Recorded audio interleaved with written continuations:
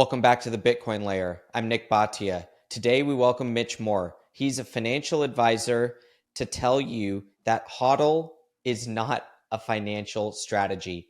There's actually much more that goes into Bitcoin as an investment in your long-term portfolio. Mitch, welcome to the program. Excited to be here, Nick. I appreciate the opportunity. We got a chance to hang out in Las Vegas, talk about what you are building at Strong Wealth. The Bitcoin Layer has no financial relationship with Strong Wealth. We're here for research purposes only. Why don't you tell us about what you built and why one of your main messages is that just hodling isn't a strategy? Yeah, absolutely. So, Strong Wealth, we're a wealth management firm for Bitcoiners. There's very few of us, in the country, even in the world today, honestly. Most of TradFi is still anti-Bitcoin, at least this side of TradFi. Of course, we're seeing Wall Street embrace it right now. But yeah, what we built and why hodling is not a financial plan is a primary mantra of ours, is because I believe that Bitcoiners can start to get very short-sighted once they understand Bitcoin and how it can change our financial system in the future that they hope to see. And so then they believe that their financial plan is now, oh, I just buy Bitcoin and hold on. And for some, that might be the case. But for many, there's a lot of blind spots that you can introduce, when you are stopping there. You need to take it a step further to think through, okay, what should my estate plan be? If something happens to me today, I get hit by a bus, after listening to this podcast, can my wife access our Bitcoin? Can my kids inherit our Bitcoin? That's just one example. We can talk through tax strategies or retirement planning on a Bitcoin standard. We can talk through a lot of that stuff, but none of those questions are answered by just HODL. This is a great point when it comes to estate planning specifically, because even if you're not thinking about tax strategy and you really are planning to hold this asset for decades to come, and therefore there's no immediate tax implication for you, so you're pushing that thought out.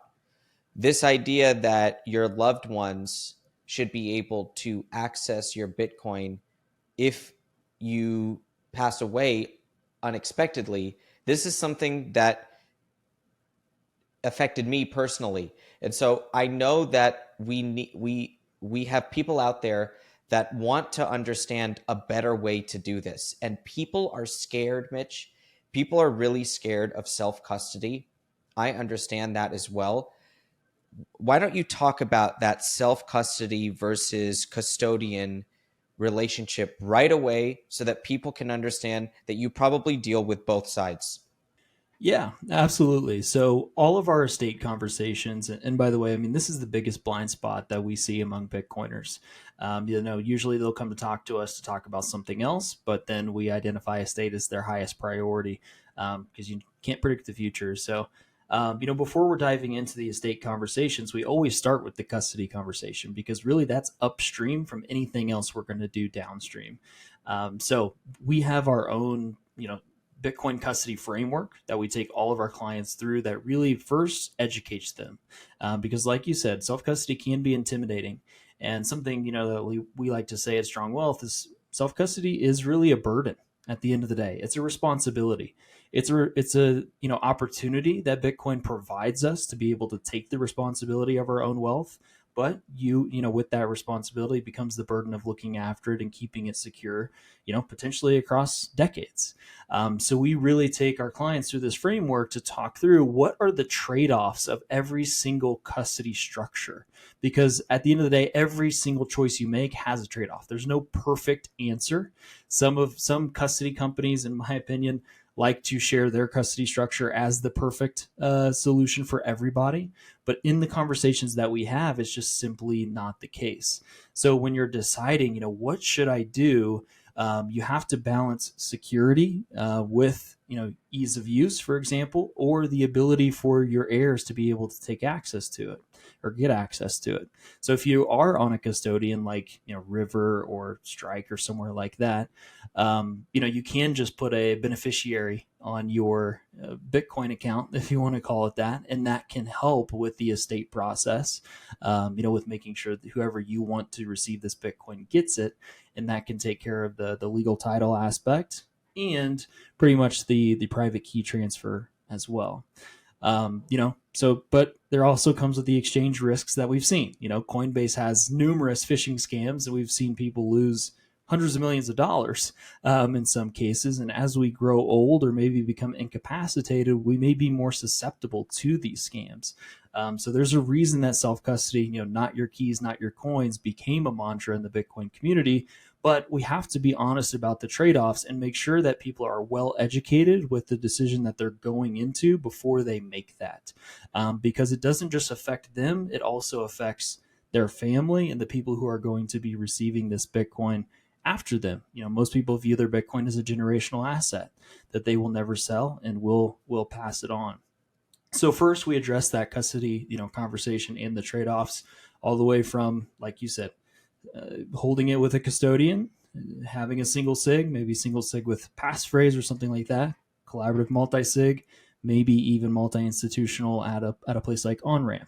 There's a lot of different options, and it's important to understand what's out there and the trade-offs of each. But then from there, in our conversations around the estate plan as a whole, there's really three primary pillars that Bitcoiners need to take care of to have a complete Bitcoin estate plan, in my opinion. The first pillar is making sure they're conveying legal title well. So what does this mean? If you have your Bitcoin at a custodian and you do add a beneficiary on there, that in effect does avoid the probate process, and it conveys legal title from you to your heirs, your spouse, whoever it may be who's going to be receiving this. So they are the rightful owner legally, to this Bitcoin. However, if we take that Bitcoin off the custodian into cold storage, into self-custody on our, cold card, for example, we can't just slap a beneficiary on there and that takes care of it. So for us, in taking care of this pillar, we typically utilize a trust, because if you have self-custody Bitcoin, you don't do anything, then you're exposed to probate.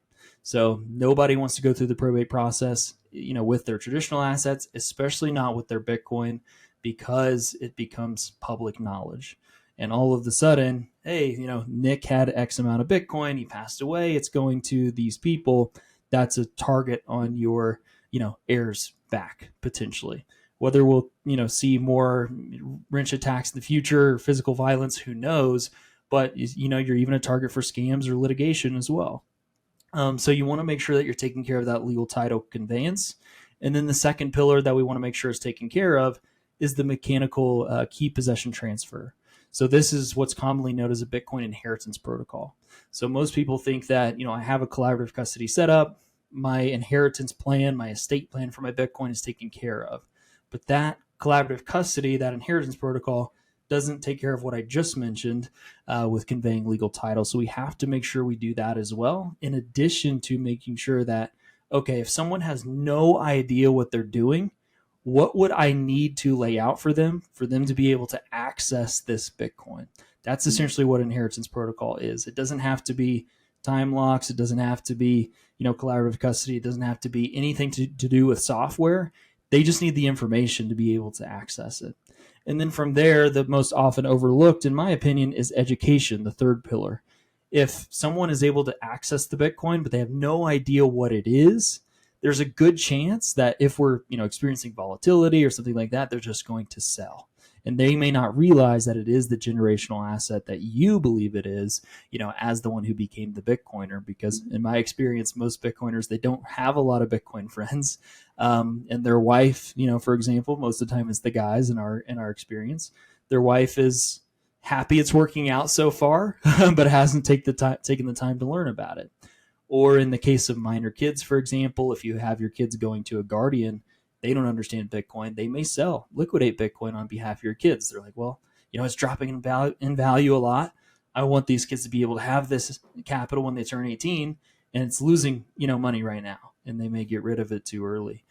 So educating them on what Bitcoin is also critical to take care of that, complete Bitcoin estate plan.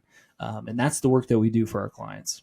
It's a really interesting approach where you must include the education of the heirs and even the potential legal guardian of those heirs, to make sure that people understand what they are getting in this unfortunate situation if that does happen to occur. Over 10,000 investors downloaded the original How to Position for the Bitcoin Boom report when Bitcoin was 27K and it called for 120. The target is hit. What's next? Tour de Meester is back with the 2025 edition, refreshed for the mid-cycle moment. New data, new insights, and get Tour's latest price expectation. Plus, you'll get exclusive access to charting our way through chaos. Tour's new 30-minute Q3 2025 presentation. He explains why this bull run might just be beginning.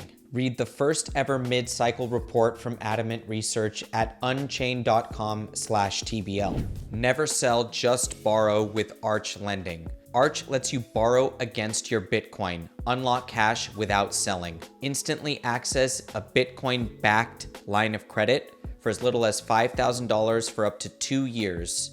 There's no rehypothecation ever, and insured custody at Anchorage Digital. Stay long, stay liquid.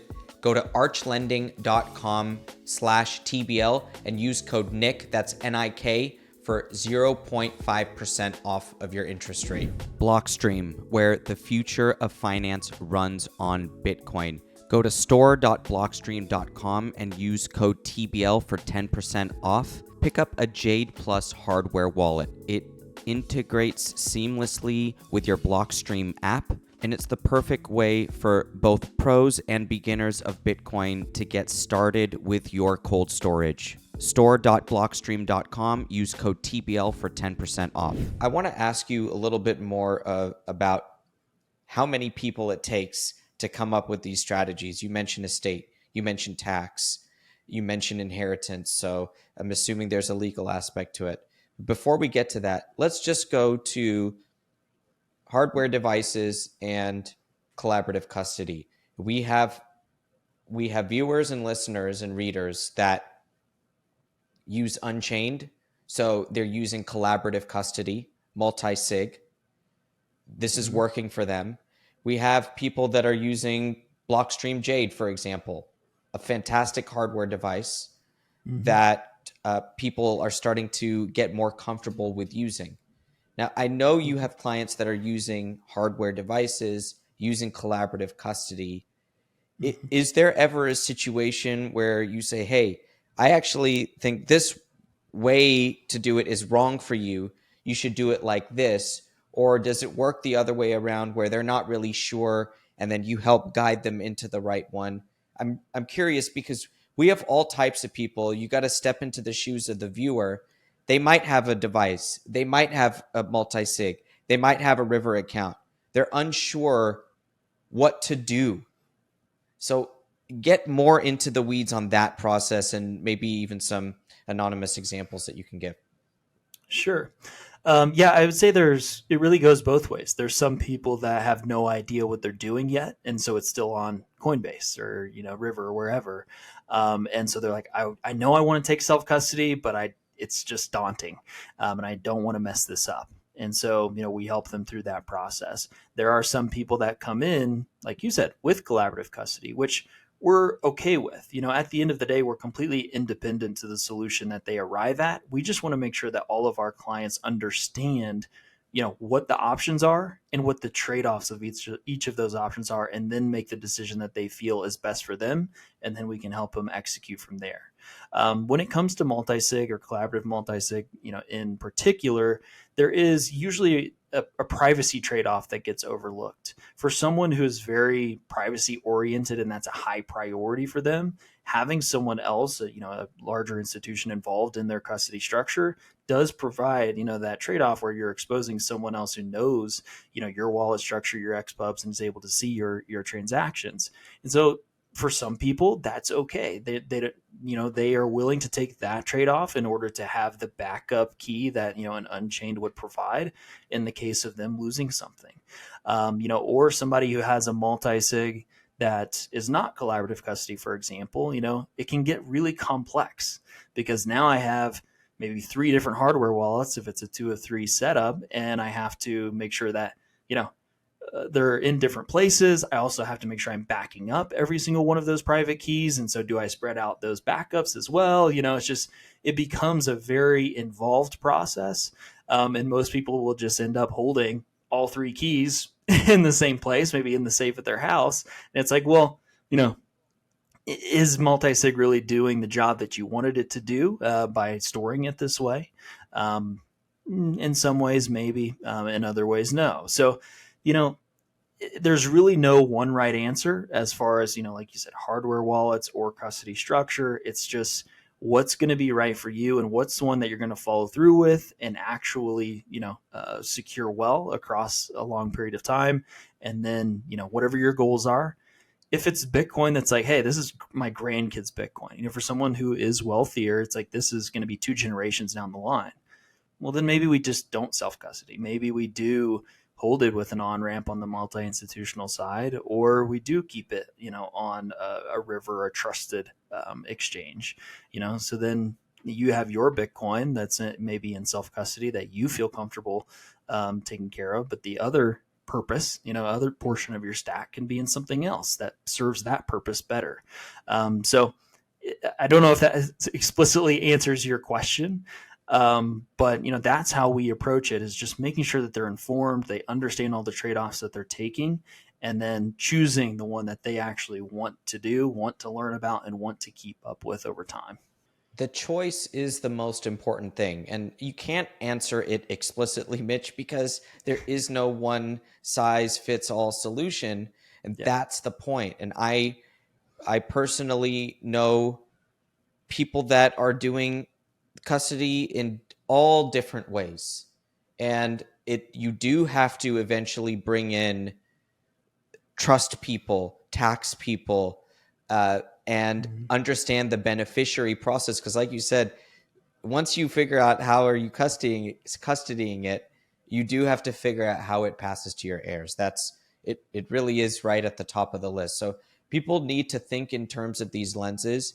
I want people to understand also that, over the years, the Bitcoin layer has had great relationships with exchanges, multi-signature companies, hardware device companies, digital wallet companies that offer digital wallets as well.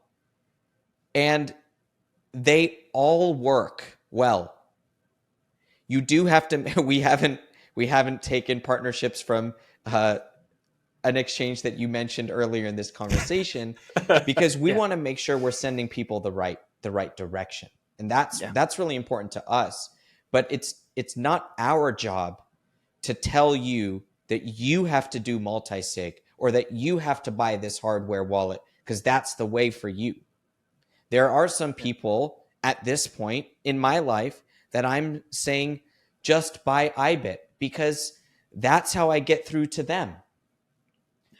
There's different ways to do this, and Mitch is doing right by his clients by telling us that he is telling them or advising them on an individual basis. So that is really an important message that I want people to understand as they get involved with exploring how am I going to pass this Bitcoin down to my heirs. So my next question then is talk about the legal side of this. How many lawyers are you sending people to or working with or have on staff? Can you explain that side so that we understand, what is the suite of expertise that's needed to get people into this mindset and these 3 pillars that you're discussing? Yeah, absolutely. So we don't have a lawyer on staff yet. That would be amazing, and maybe down the road. But for us, the way that we really view, our position in that is we can blend, or we can bridge the gap basically between an attorney who doesn't know Bitcoin and a Bitcoiner. And so if they're thinking through, how do I custody this Bitcoin that's going to be in an irrevocable trust, for example, which is different than a, revocable trust that most people would use, or what type of trust structure should I use? Or if I don't want my kids to be able to access this until 25, and not 18 if I were to pass away, or whatever it looks like. There's a bunch of different implications that come along with that an estate attorney is not, most don't know, but probably not going to be able to give advice on. And so we can really sit back and take a global view of, okay, what is your complete financial plan? And then give you guidance on, well, this is probably the best direction to go. And then we have lawyers that we refer out to in order to draft the actual documents. So yeah, we have a lot of, people that I wouldn't say a lot, we have a few attorneys that we refer out to, that, we prefer them to be Bitcoiners. They aren't always, but so we have a lot of professionals in our corner that aren't associated with Strong Wealth, but have a trusted relationship with. So yeah, I mean, it takes us and usually the attorney in order to get, a complete estate plan, documented, for a client. Without doxing your clientele, give us a sense of the type of Bitcoiner that you're dealing with. And I'm especially curious of, are the clients that you're seeing, both past and going forward, are they individuals that are employed, individuals that are self-proprietors, entrepreneurs, or is it firms that are also coming in and finding you? I guess the second and the third category might be similar because it's going to probably likely be the founder or the owner that comes in. But I want to get a sense so that people know where we are in adoption, early, middle, late, because that's always that qualitative information that I find interesting. Yeah, I mean, as a whole, I think we're very early in adoption. We could dive into that. But as far as our clientele goes, I would say right now the sweet spot for us is normally between 40 and 60 years old, because usually retirement is a trigger for them wanting to talk to somebody, because very few people have actually navigated a retirement period with 50% allocation to Bitcoin and 70-80% drawdowns potentially with that Bitcoin.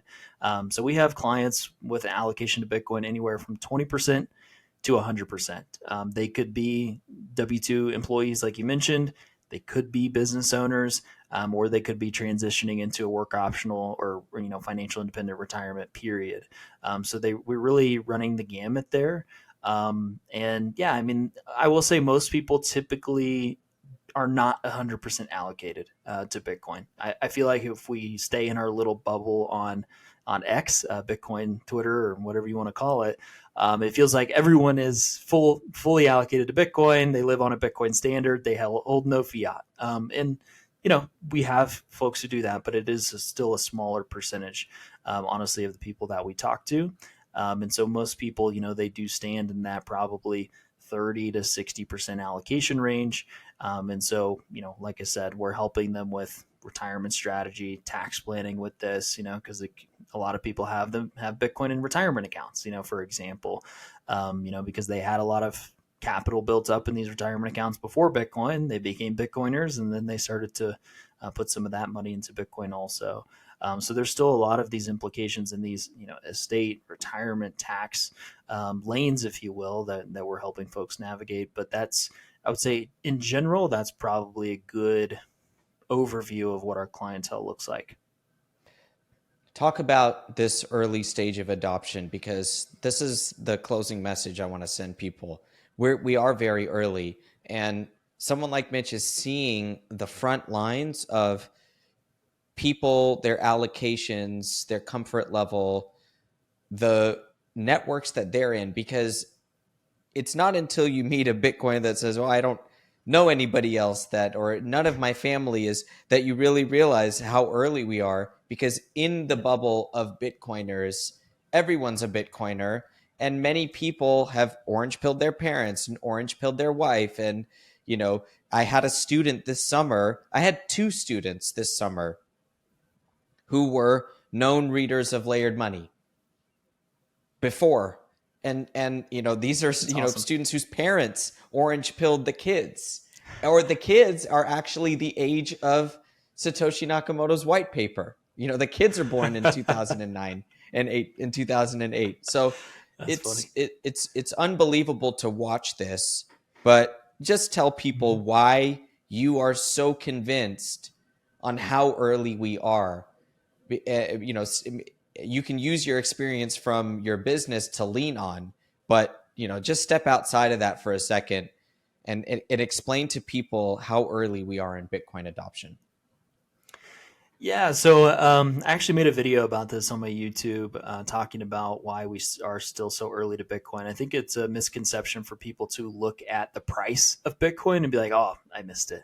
It's too late." And that's a bias that a lot of people have to the price of Bitcoin. But you can't just look at the price alone and make that decision. You have to also look at market cap versus the total addressable market of Bitcoin. Bitcoin's market cap right now is, I don't know, is it a little over 2 trillion, somewhere in there. And I would argue that the total addressable market, for Bitcoin as money, is very sizable. We'll say multiple 100 trillion, in my opinion, across the globe. And so if you think about 2 trillion versus the amount that it could grow to, and maybe a couple 100 trillion, that's 100 x move in price potentially. Whether that'll happen or not, who knows. Also, River has put out a great report that I leaned on heavily to make that video, where they kind of mapped out the adoption rate of the internet. And we're at the same adoption rate of the internet, the equivalent adoption rate, I'll say, of the internet in like 1998 or 1999, something like that. And with Bitcoin just being a protocol for money, a new technology, it could follow that adoption curve pretty similarly. So if we're at a similar adoption to that, we'll think about how much we rely on the internet today, in 2025 versus 1998, 1999. Nobody had a website back then for their business. Today, if you don't have a website, you don't have a business. We're recording this conversation right now on the internet. So yeah, those are two, I guess, data points for me that really point to us being significantly early. More qualitative in nature is, I would say, my industry. People are still very much anti-Bitcoin or just unwilling to study it.